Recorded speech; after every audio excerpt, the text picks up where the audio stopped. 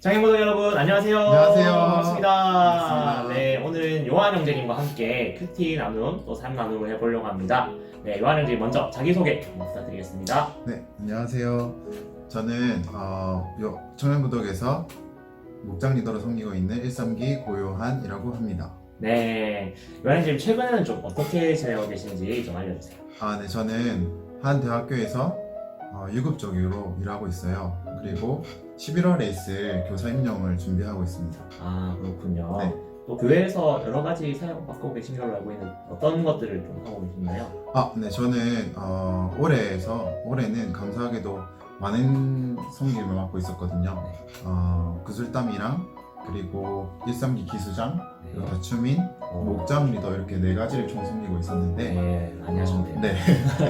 근데 요즘에는 임용을 준비한다고 잠시 좀 다른 사역들은 좀 쉬고 목장 리더에만 좀 집중하고 있습니다. 아, 그렇군요. 네, 지난번 영상에 나왔던 하얀 자매가 이 요한 목장이 굉장히 분위기가 좋고 따뜻하다고 이랬는데 비결이 무엇인지 좀 알려주세요. 비결이라고 한다면은 제 생각에는 목사님이나 전도사님께서 잘 가르쳐 주신 대로 잘 순종한 것이 비결이 아닌가 싶습니다. 네, 사전에 협의한 대로 지금 하고 있기 때문에 저희가 마치고 맛있는 걸 먹으러 가도록 하겠습니다. 네, 농담이고요. 네, 그럼 이제 농담 그만하고 오늘 성경 본문 같이 읽고 또 깊이 나눔을 해보도록 하겠습니다. 네, 오늘 본문은 로마서 2장 12절부터 16절 말씀입니다. 제가 12절부터 읽어보도록 하겠습니다. 무릇 율법 없이 범죄한 자는 또한 율법 없이 망하고 무릇 율법이 있고 범죄한 자는 율법으로 말미암아 심판을 받으리라. 하나님 앞에서는 율법을 듣는 자가 의인이 아니요 오직 율법을 행하는 자라야 의롭다 하심을 얻으리니 율법 없는 이방인이 본성으로 율법의 일을 행할 때에는 이 사람은 율법이 없어도 자기가 자기에게 율법이 되나니. 이런 이들은 그 양심이 증거가 되어 그 생각들이 서로 혹은 고발하여 혹은 변명하여 그 마음에 새긴 율법의 행위를 나타내느니라. 곧 나의 복음에 이른 바와 같이 하나님이 예수 그리스도로 말미암아 사람들의 은밀한 것을 심판하시는 그날이라. 아멘. 아멘. 네, 오늘 본문은 12절에 율법 없이 범죄한 자, 그리고 율법이 있고 범죄한 자 두 가지를 나누는데요.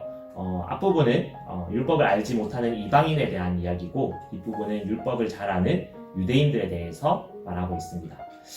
여기서 포인트는 결국 하나님 앞에서는 심판을 피해갈 수가 없다는 뜻인데요. 이방인들은 율법을 잘 몰라서 범죄하게 되고, 유대인들은 율법을 잘 알아도 그것을 완벽하게 지킬 능력이 없어서 범죄하게 된다는 것입니다. 네, 혹자는 이런 질문을 합니다. 그러면 이방인들은 아예 몰랐는데 억울한 것이 아니냐라는 의견도 있는데, 사도 바울은 그것에 대해서 이방인들이라도 하나님께서 마음에 새겨주신 율법이 있다, 즉 양심이 있다라고 말하고 있습니다. 즉 본능적으로 사람이라면 죄를 구분하고 짓지 않을 수 있다라는 부분에 대해서 이야기하고 있는 것이죠. 결국 인간이라면은 유대인이나 이방인이나 모두 죄에 대해서 자유로울 수 없다라는 것이죠. 하나님께서는 그렇기 때문에 이 죄에 대해서 결국에는 심판하실 것이라고 말하고 있는 것입니다. 인간은 율법으로도 양심으로도 완전하지 않기 때문에 죄를 지을 수밖에 없고, 그렇기 때문에 결국 인간이 구원받을 길은 결국 예수 그리스도 한 분밖에 없다라는 것이 바울의 복음의 핵심이고 로마서의 가장 중요한 주제라고 할 수 있습니다. 네, 요한 형제님 혹시 이 본문 보시면서 어떤 질문이 좀 있으셨나요? 네, 저는 본문 읽으면서 여기서 율법이라는 것이 어떤 것이 좀 궁금하더라고요. 때로는 성경 읽을 때 율법이 좀 부정적인 의미로 좀 읽혀지곤 하는데, 여기서 율법이 어떤 것인지 좀 알고 싶습니다. 네, 조금 어려운 질문인데 일단 율법에 대해서 생각해 봤을 때 좁은 의미로는 하나님께서 모세에게 처음에 주신 그 법을 의미합니다. 근데 이 시간이 지나면서 이 법을 잘 지키기 위한 세부 수칙 같은 게 이제 점점 붙기 시작해요.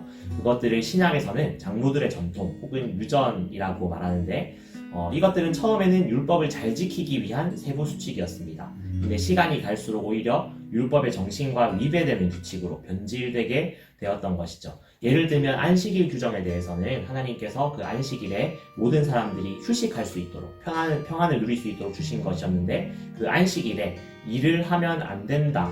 그러면 어디까지가 일인가라는 규정에서 예를 들면 무화과 나무 열매 3개 이상을 들면 일이다 라고 하게 되니까 이런 규칙들을 자세하게 지키려고 하다 보니까 오히려 안식일에 쉬지 못하게 되는 변질되고 왜곡된 형태로 율법을 지키게 되는 것들이 나오게 된 것이죠. 그래서 예수님께서는 이것들에 대해서 비판을 하셨고 이것 때문에 종교 지도자들하고 충돌하게 되는 이유가 됩니다.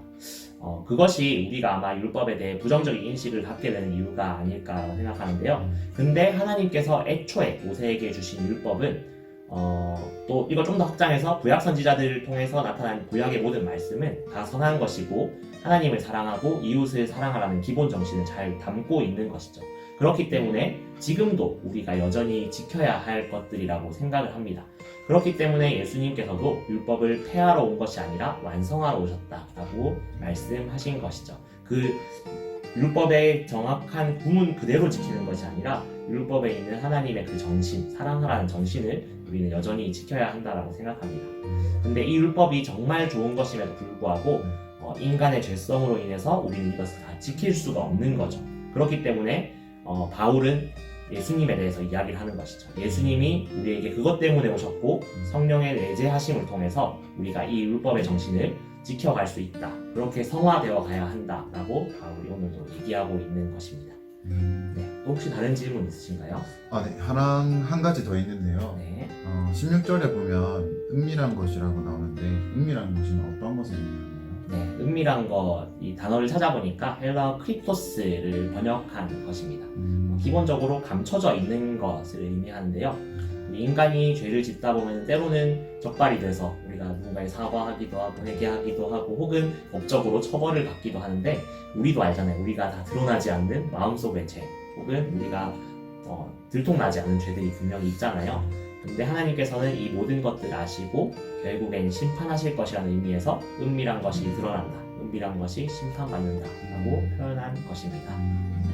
네, 혹시 오늘 본문 보면서 느낀 점에 대해서 나눠보려고 하는데 먼저 제가 나눠볼게요. 네. 저는 사도 바울의 나의 복음이라는 표현이 되게 마음에 와닿더라고요.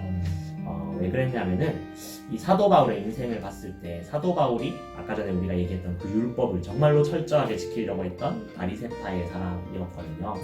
그래서 오히려 그 율법을 제대로 지키지 않는다라는 명목으로 기독교인들을 박해했던 그런 사람인데 그 마음 가운데 아마 공허함이 있었던 것 같아요.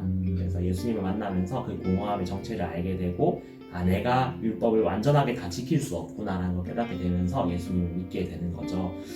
그런데 우리도 삶에서 좀 그런 착각들을 할 때가 많은 것 같아요. 우리 차원에서 봤을 때는 단순히 내가 기독교인이라는 이유, 교회를 다닌다는 이유로 내가 완벽하다고 생각하고 나는 다른 사람들보다 좀 낫다고 생각하는 이런 교만함들이 있는데 사실은 우리가 그것을 교만함으로 가져가야 될 것이 아니라 예수님께서 우리에게 주신 것들에 대해서 감사하고 기뻐함으로 나아가야 되는데 그렇지 못한 나의 모습, 때로는 교만하게 나타나는 나의 모습들을 보면서 좀 회개하게 되었고 바울의 나의 복음이라는 것에서 나에게도 이 복음이 정말 나의 복음이 되고 있는가, 저 사람의 복음, 어떤 목사님의 복음, 혹은 누군가의 복음이 아니라 나의 복음으로서 내 삶에서 역사하고 있는가 라고 다시 한번 짚어봤을 때 조금은 부끄럽게 되면서 혹은 또 나에게 소망이 되는 그런 말씀이었던 것 같아요. 네, 조한 형제님은 그런 점을 느끼셨나요? 네, 알겠습니다.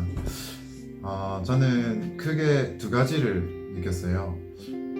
첫 번째로는 먼저 본문 안에서 읽으면서 오직 율법이나 양심이 아니라 제 기준이 오직 예수님으로 말미암아 살아야겠다 이렇게 느꼈습니다. 그리고 본문 외적으로는 이렇게 준비해주신 손길 전도사님이 이렇게 영상 만드는 거 보면서 와 진짜 짧은 영상을 만들기 위해서 굉장히 많은 시간을 투자하고 또 이 영상을 끝나면 또 편집도 하실 거잖아요. 네, 그렇죠. 네, 그래서 되게 정말 준비 많이 하시는구나. 그리고 이런 손길이 꼭 필요한 곳에 사용했으면 좋겠다, 사용되었으면 좋겠다 이렇게 또 좋겠습니다. 아, 네. 이거는 미리 약속되지 않은 멘트인데 꼭 맛있는 걸 사드리도록 하겠습니다. 네, 마지막으로 뭐 기도 제목이 있다면 어떤 게 있을까요? 아, 네. 일단 저는 옆에 있는 목원 그리고 가족 그리고 사역자분들 그리고 동료분들을 잘 섬기며 그리고 열심히 섬길 뿐만 아니라 섬김이 필요한 곳에 진정으로 필요한 곳에 행동하는 믿음을 가진 그리스도인이 될 수 있도록 기도하는 게 제 기도 제목입니다. 네, 같이 기도해 주시면 감사하겠고 저도 그렇게 기도하도록 하겠습니다.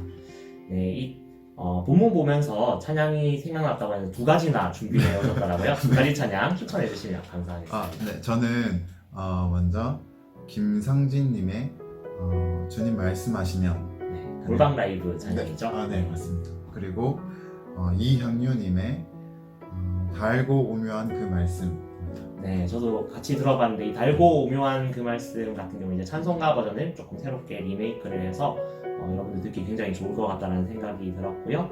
네, 두 찬양 모두 다 밑에 링크를 걸겠습니다. 그래서 밑에 링크 보시면서 이 찬양과 함께 또 말씀 묵상하시면 도움이 되실 것 같습니다. 네, 저희 이상으로 인사하고 모든 과정 마치도록 하겠습니다. 네, 여러분 좋은 하루 보내세요. 좋은 하루 보내세요. 안녕.